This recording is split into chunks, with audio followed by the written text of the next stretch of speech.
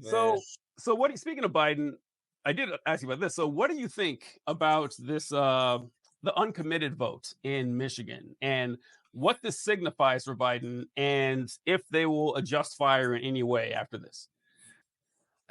So I'm looking at that and I'm thinking like I I just feel like we don't know. Like the polls are never right. They aren't. I don't know because if you look at how many votes, because there's a comparison also about how many votes he got in 2020 compared to what I just don't. I feel like because you have he's running kind of unopposed. Um, I don't know. I don't feel like it's going to have as much of an impact Mhm. on the general as maybe some people feel like it's going to. But I don't know. Right now, everything scares me about it. Like Yeah. everything does. So I, I don't know, man. I don't know. Did you? What did you feel about it? So I have pretty much the same point of view. Uh-huh. So Biden won in Michigan in 2020 by about 150,000 votes. Yeah. And which is way more than I thought. I thought it'd been a lot closer than that, but Mhm. that wasn't close at all. Now, the unopposed vote, 100,000 people. First off, I don't know about you, but I have never voted in a presidential primary for an incumbent president. I've never done it. No. Right. That seems like a waste of time to me. Mhm. So the fact that 100,000 people did that to come out and say, yeah, I just want to send this message is a big deal. It is. Like, let's be real, it is.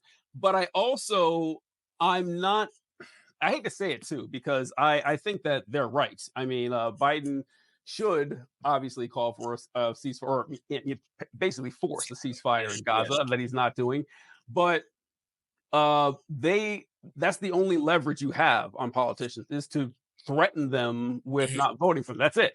And it's not enough to make Biden move because I think you're correct that unfortunately, and I do say unfortunately, I mean it with my whole heart, that Mhm. I don't believe it's going to have as huge, like, yeah, he might lose Michigan. I don't know. But looking at the trends overall nationwide, I still think Biden has a better chance than Trump, which is saying a lot, given the kind of candidate Biden is.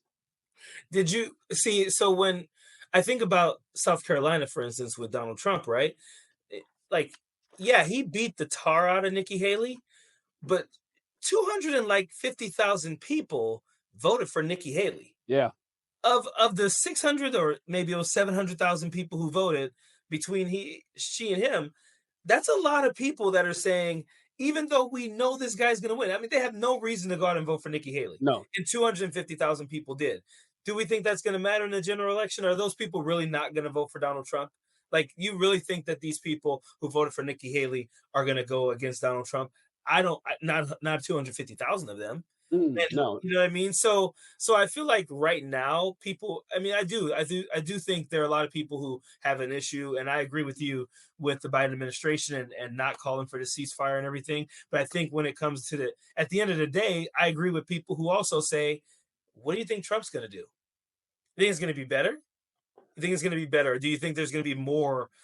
I mean, I would think that Trump is going to support Israel even more in whatever they Mhm. want to do. Yeah, yeah. So I think people at the end of the day are going to say, you know what, you're right. I mean, at least with this, maybe we don't get a ceasefire, but we get X, Y, and Z, which we know we're not going to get with the Trump administration. So I don't know. I feel like right now people are feeling whatever type of way, and they're showing up to polls and they're trying to like make their voice heard in that way. But I do think that when it comes to the general election, I think people go back to their corners. I just Yeah. think that's what we do, and that's it's a problem, but it's not. Like I used to be like third party, let's go third party and stuff. But then I started to realize like unless like someone can make actual moves in a primary election and actually raise the money, you're really just not you're just voting for the other party when you're voting third party. And I hate to say that because I used to be a like we need more than these two choices, they both suck and this and that. But it's like I don't know, what do you do? Because at no point are you going to get a third party candidate might be able to win a couple of delegates here and there, but a They third ain't party winning any candidate, states. They're not winning any No, states. Not happening. they're not gonna win any states. And so I do a show, a weekly show on YouTube called the Left Wing Pod. Me and John Cooper, and so John is like 26 or 27, and a lot of the guests we have, you know how it is doing social media stuff. A lot of the guys, like sometimes I invite people on, they're like, "Oh, I'd love to, but I got midterms." Like, oh Christ, I'm so fucking old. Like it's just it hurts. Yeah, it hurts. And I like to point out that Gen Z and millennials have a pretty good relationship compared to the relationships we had with Gen Xers or Mhm, mhm, boomers and mhm. millennials and everything. But this is like the first major schism I've seen Mhm. between like people over 35 and voters younger than 35. And that's this the like how firmly people are saying that they won't vote for Biden because of the Gaza thing. And here's the thing: I'm with Coach here is that I don't begrudge a soul if they say my line in the sand is supporting a genocide. I'm Yeah, not going to work. I get it. I get it. I will never shit talk them.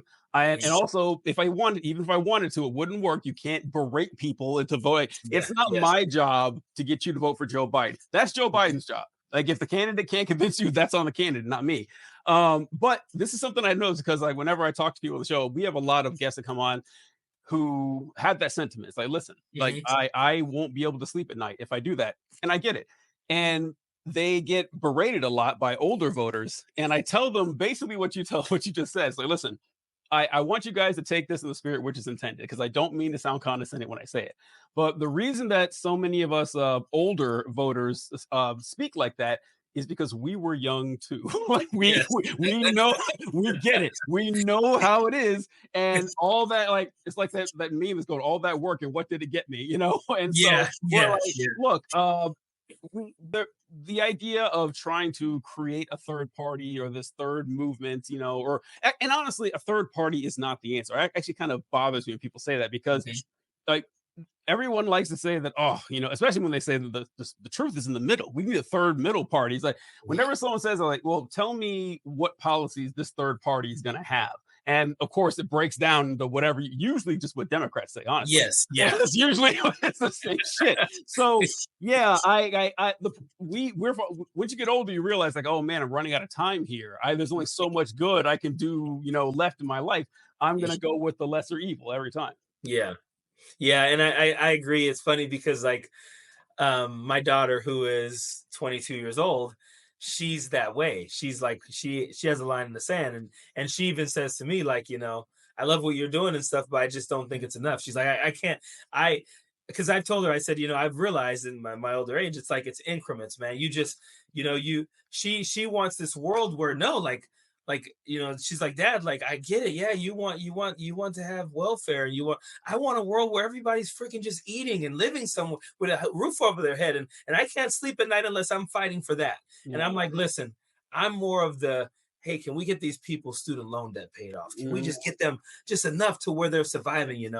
And she just and she doesn't understand also like some of the ideas she has works in small communities. Like, but we have like airplanes and internet and so much information at the right in our hands. And so like I just always tell her like, listen, you have to find a way to be happy with small change. You get if and because she sees me doing like, I got this one athlete who didn't have anyone who's ever gone to college in their house. I got him to college, and now he's going to get a degree. He's going to go into a career, and it's going to change his family tree, and it's going to change the trajectory of his life. And she's just like, that's great, but like, I want a world where we don't have to change the trajectory of Yeah. people's lives. And I get it, and I love it, but I'm like, you're going to drive yourself crazy waiting for that world.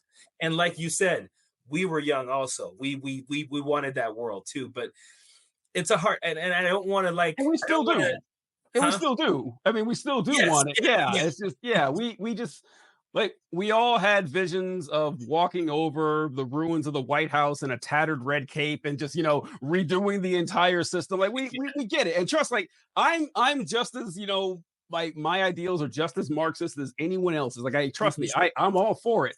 But I know I ain't gonna see that. I know I'm Yeah. not. I know the next generation ain't gonna see it either. Like best Yeah. case scenario, we get 5 or 10% of what we want.